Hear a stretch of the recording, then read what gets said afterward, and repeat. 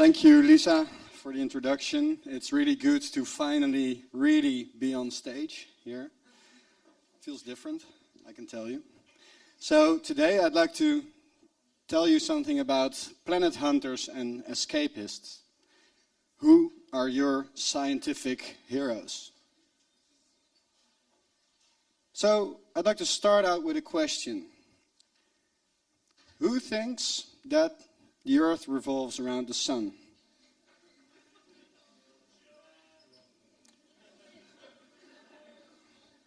Yeah, okay. Wow, awesome. So who thinks that the sun revolves around the Earth? Well, none of you got it right. It's both true. Okay, well, I can see this is a good crowd, because you have something to learn. Now, on a serious note, everybody knows that, okay, the Earth and the Sun revolve around each other, but the Earth does much more of the revolving. So let's just call this the Earth revolves around the Sun for the moment. You know this, right? Do you? Okay, it's not a trick question anymore. How do you know that? Teacher told you. Okay. So you believe everything your teacher tells you, or some of the things. In this case, you did. So actually, who came up with this? Who discovered that the Earth revolved around the Sun and not the other way around? Galileo, Kepler, Copernicus. So that's not one person, right? So we can't really identify this with one person, this discovery. Well, of course we can't. It's a process. Science is a process that develops over multiple centuries, and it's a growing insight, progressive insight. And in the end, who cares?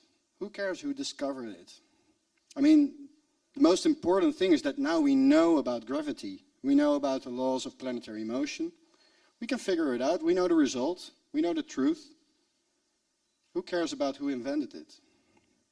Who cares about scientific heroes? Well, I'm here to tell you I do. And I think you should as well. I think knowing the history behind discoveries is elemental to appreciating and understanding science.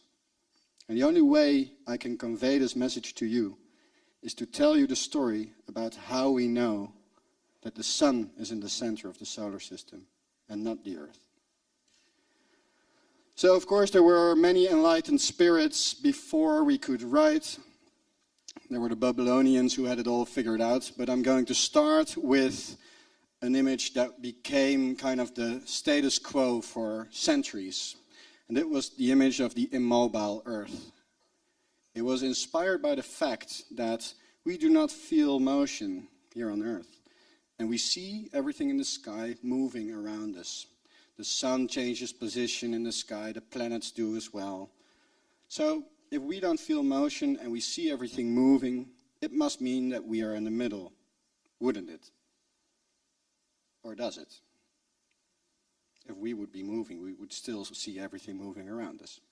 But anyway, it was much more convenient to assume that the Earth was in the middle and all the planets were around it on orbits. And this is what the Greeks started out with. Although there were some anomalies here. Some things didn't make sense. And one important thing was if you would follow the orbit of the planets across the sky, for example Mars, you see the position with respect to the stars from day to day. If you follow it, it makes this weird motion. It kind of looks like it forgot something and then it went on its way again. It's a retrograde motion. It's weird, right? Why would that happen? If we were in the middle and the planets go around us in circles, we would just see them going in a straight line. Yet Mars fools us. Why did retrograde motion? That means that the purely geocentric system is out. But we can fiddle about with it and make it make sense. And there was one guy who came up with an idea, and it's a guy with 2 consonants in his first name, Ptolemy. And Ptolemy had an idea. He was an avid fan of theme parks, and he knew about this ride. It's called the octopus, and the octopus has arms, and on the octopus's arms there are smaller arms that make circles. So there's this large circular motion, and then there's this smaller circle upon a circle, an epicycle.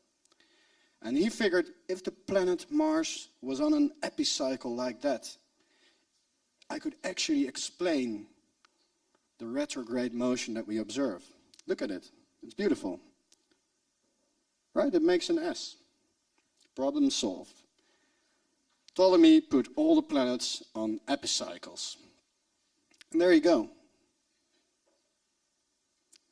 The geocentric system. It beautifully matched the data that was available. And the data that was available was crap, let me tell you that. But it did a reasonable job. But what's more is that the Earth was in the center. And this pleased the church. So for 1500 years, the universe was totally Ptolemaic. Until a man died at the end of the 16th century. And this man died. He had not published anything of worth until his deathbed that we still remember. But when he was on his deathbed, he received the first book, the first issue of the book De Revolutionibus. It wasn't that revolutionary, because he died one day after it got published and nobody read it for a century. But in the book, he proposed a system that he based on some of the ancient Greeks that were around. It was a heliocentric system. It's beautiful. There's the sun in the middle. The Earth and the other planets are moving around the sun. And the trick was that with this system, you could way more elegantly explain the retrograde motion. Look at it. It's even more beautiful than the epicycles. Mars is on an orbit. It moves slower than the Earth. Earth catches up, and you see Mars ascribing a retrograde motion. So we could actually use the heliocentric system to explain the motions that we observed in the sky. It's beautiful, it's elegant. That's how we like to see nature. But turns out that when Copernicus was matching the data to his model, he still couldn't actually make it work. So he had to reintroduce those blasted epicycles. So actually, if you look at these models, these are graphs, you can't tell them apart by how elegant they are. They're both really messy. And still he had to put in one epicycle after another. Until actually, in his model, there were more epicycles than in the Ptolemaic model. Not many people know this. But it's a disgrace. So how to get rid of these damn epicycles? Enter a Danish aristocrat, Tycho. He was a really ugly guy. The main reason why he was ugly was because his nose was missing. His nose was missing because he lost it in a fencing duel with a fellow student about who was the best mathematician. Tycho lost his nose, and I think with that he lost the argument as well. But anyway, he was also very rich, and he made a nose of brass for himself, and he also really liked astronomy. And his splendid insight was that what astronomy needed was more measurements. We could make all the models that we want, but we have to test them by measurements. And this is something that Tycho was particularly good at. He designed all these instruments. Mind you, this was before the telescope. These instruments were mainly designed to get the positions of the stars and the planets in the sky. Also, the king liked him, and he gave him an island to build his own observatory, the island Vane in Denmark. Imagine this. I have to apply for telescope time and then wait for a year to get one night in Chile, and then it gets snowed out and you have nothing. This guy got an island. Imagine what you could do with that. Also, he was filthy rich. So at one point he was spending 10% of the Danish national product on his island. He had his whole retinue there. He had kind of a big kingdom, mini kingdom. He had a dwarf, really, seriously, a sarcastic dwarf. And he had a pet elk that one day got drunk and fell down the stairs and died. And he had his big hall where he had all his instruments. And he made these measurements. And you can see here very magnificently our hero Tycho with maybe his pet elk already died over there. And you see his assistants are dwarfed by his magnificence, and he is pointing to them, there is Mars, observe it. And he did so for 20 years. And these are his measurements of Mars in the sky. And the red line that you see appearing is actually the current models that we have for planetary motion. You see how well they fit. He could measure a euro coin at 200 meters. That's how accurate his measurements were with his brass nose. But like you know, he lost that nose in a duel about who was the best mathematician. So we can safely bet that he was not that good at maths. So he needed somebody to prove that his model, because he came up with another model for the cosmos, it was kind of a religious compromise, because he was a religious man, so he couldn't really depart with putting the Earth somewhere else than in the middle. But he realized that the planets were not revolving around the Earth, so he put the planets around the Sun and the Sun around the Earth. Well, you can laugh at this, but, I mean, there were no measurements to really pinpoint which one was right. So that's what he hired an assistant for. And his assistant was Kepler. Yeah, that's right. It was Kepler. Kepler was a really poor guy. He was tormented by lots of things. He had bad eyesight. He couldn't sleep very well. He had hemorrhoids. His mother was a herb lady who later in life was persecuted by the witch hunt, and he spent 5 years of his life getting her free. He was in every way Tycho's opposite. Yet he was chased out of his village for being Protestant, and Tycho knew about him and he hired him to be his assistant. That was a disaster, because the two guys did not match. Kepler was in favor of heliocentrism, and Tycho was in favor of Tycho. So this does not really end well. 1.5 years after Kepler was appointed,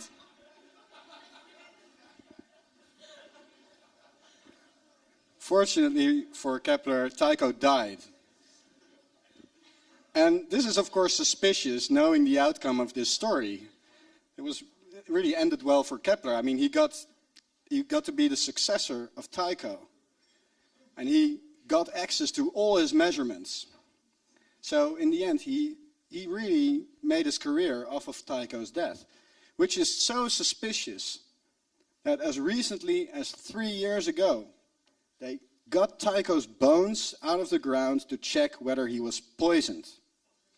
The conclusion was no. He died of a full bladder which burst after a night of heavy drinking. Seriously.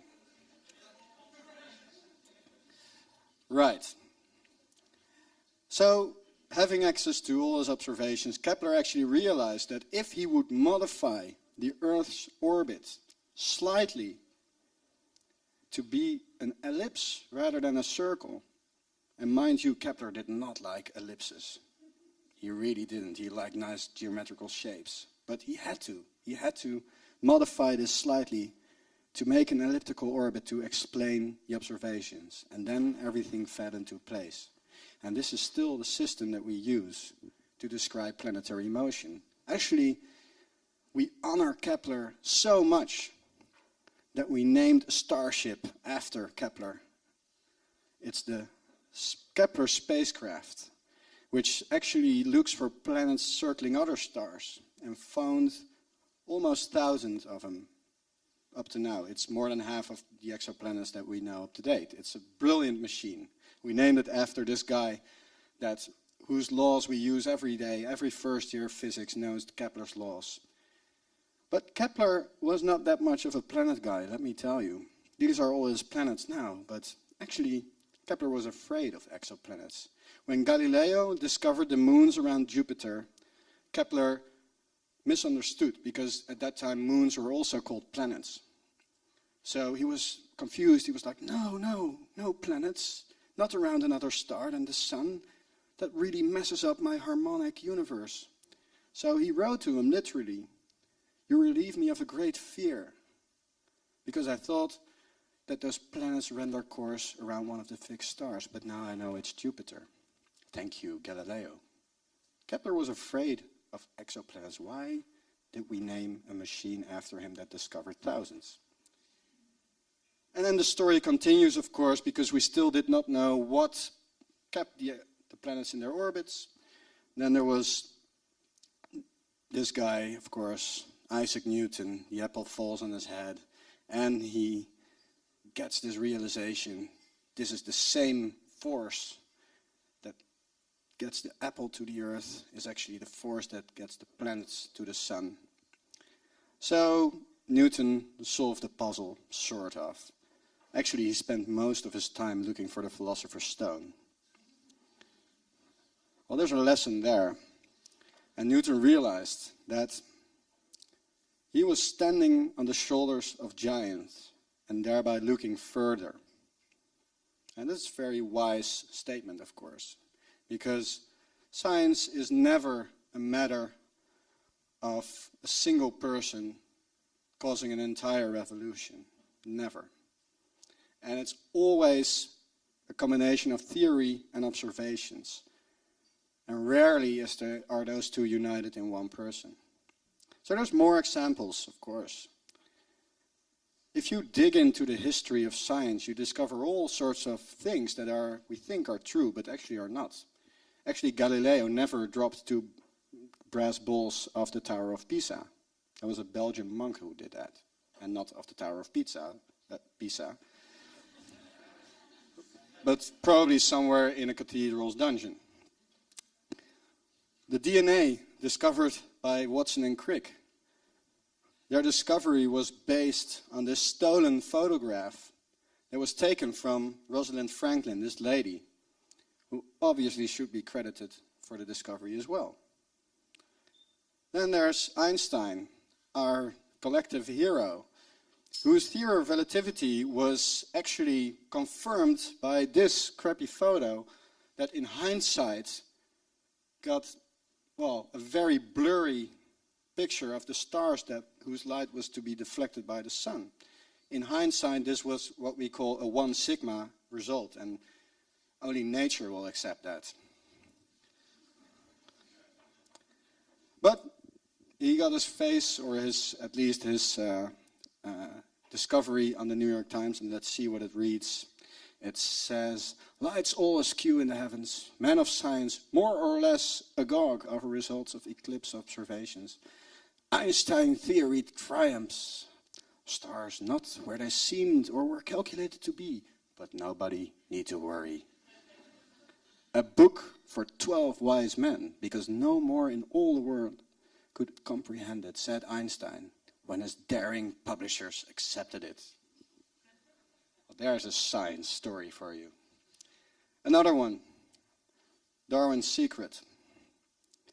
He only used the word evolution once in his book, The Origin of Species. And he actually missed the point, the driving force behind evolution, genetics. He totally missed that. It was only after Darwin that we realized how evolution works. Yet we synonymize evolution with Darwin. We identify DNA with Watson and Crick. And we match relativity with Einstein. I'm not saying that these persons are not brilliant. I'm just saying that they were standing on somebody's shoulders. So in the end, the moral of the story is By knowing history, we learn three things. First of all, we learn to appreciate the facts for what they are. We don't just bluntly accept what our teachers tell us, we actually live the story with the persons who invented it and go with them through their hardships. And actually believe what they are saying. Because you know that if you take your telescope out at night and measure the Mars orbit, and then theorize about it and calculate it, you will get the same result as Kepler, because it's a predictive result. So this is very powerful. Next, we learn about the scientific method. We learn that science is always a balance between theory and observations. And if that balance goes askew, like Einstein's starlight, things go wrong. There's no progress. And you only know this by knowing how we got to where we are now. And thirdly, and most importantly, it brings us self-confidence. I know that there's a lot of academics in this room. Everybody in this room will have written some thesis or paper at some point, and I really have thought, man, how is what I am doing contributing anything to science? Right? Hear, hear. Well, just think about poor Newton and his alchemy experiments. More than 3/4 of his papers are on alchemy. What a waste, you would say. Yet his books still survive, that he did as his Friday afternoon experiment. So before, you never know what your work is going to lead to. And if Newton can waste his time, then so can we. So by actually knowing whose shoulders you're standing on, you realize whose giants those are. And you also can see how firm their feet are in the ground or in the mud. And you can really see further. So on that note, I'd like to just say, from a personal point of view, I really think that science history should be part of the curriculum everywhere. In grade school, in middle school, in the university, even at PhD level, you should know about the road to wisdom. And actually, having delved into this topic myself, I realized that these stories, well, should be more out there. So you can guess what's coming next. I'm going to promote my book, which is in Dutch. So in 4 months, you can do a really great Dutch course. Some people in the room will know. So you will be able to read about the story that ultimately led to the discovery of planets, and which will possibly lead to the discovery of life on those planets or the debunking of that theory. So yeah, I delved into this topic, found out about the history, and found about the people that do this effort, and ultimately it's of course a human struggle. So on that note, let me thank you for your attention, and I'm open to any questions.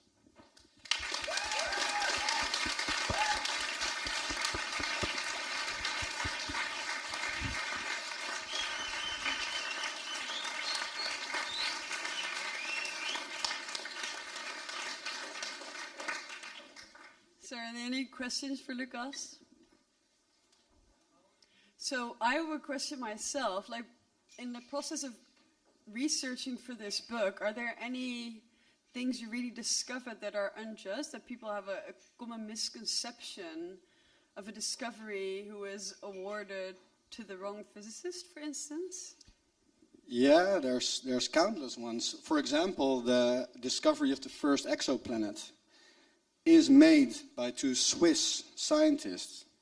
But ask any American, they will not formally say it's an American discovery, but they will only emphasize that the 2nd, 3rd, 4th, 5th, etc. are found by American scientists. And I talked to the Swiss guys about this, and they were kind of having a laugh about it and just saying, oh yeah, those arrogant Americans, but we know we are the first ones. And yeah, they don't really care, and they actually write papers together now. But those things are funny, and they sometimes also make you realize that getting credit is not always the most important thing. Okay, so thank you. So any questions in the audience? this might be your last opportunity before Lucas becomes a really famous person and you have to pay him for his time. I see one question over there. I think the mic is going that way. Just a little bit of patience. First of all, great talk. My question would be, so my personal opinion is that obviously there's alien life out there somewhere. You probably agree. Is that the question? That's not the question, but if you don't agree, then I have two questions. My first question would be, do you think that there actually is alien life out there? I'm going to bet on the safe one there and say I don't know. Okay, and if you make a little bit more of a risky claim, what would you say then? Well, what I would say is that if we do find alien life in the following, well, I don't know, 30, 40 years, then I think that the universe abounds with life. Because if I were to find a fish in the sea, well, that doesn't demonstrate that the seas are full of fish, but if I would find another one next to it, that would statistically mean that the chances are very high that if we find two examples in just one little corner of the ocean, probably the whole ocean is full of it. Okay. Then my second question probably have maybe a little bit of a disappointing answer. Can you say anything sensible about when we're going to find it? Yeah, of course. Oh, what a surprise. Well, we are optimistic always. I think there will be a gap. We have found thousands of planets now. Finding a planet is the first step, but the next step is to prove that life is on one of these planets. And that's still really far away. And I think there will be a gap of several years, I think 2 or 3 generations of telescopes before we will be able to answer the question. But, like I said, there's always the surprises. Kepler was designed to find one planet. Seriously, it was. The statistics worked out. But then it found thousands. So there may be surprises in store for us. Who knows? Are there any more questions for Lucas? I see one more over there. Yeah, Lucas, you talked about different scientific heroes. Who in the end is your scientific hero? That's a good question.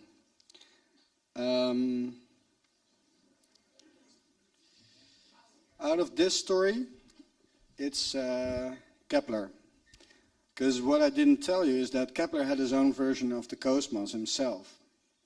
And he had this beautiful sphere which had a perfect solid, like well, it was a cube, and inside that was a pyramid, and inside that was another geometric shape.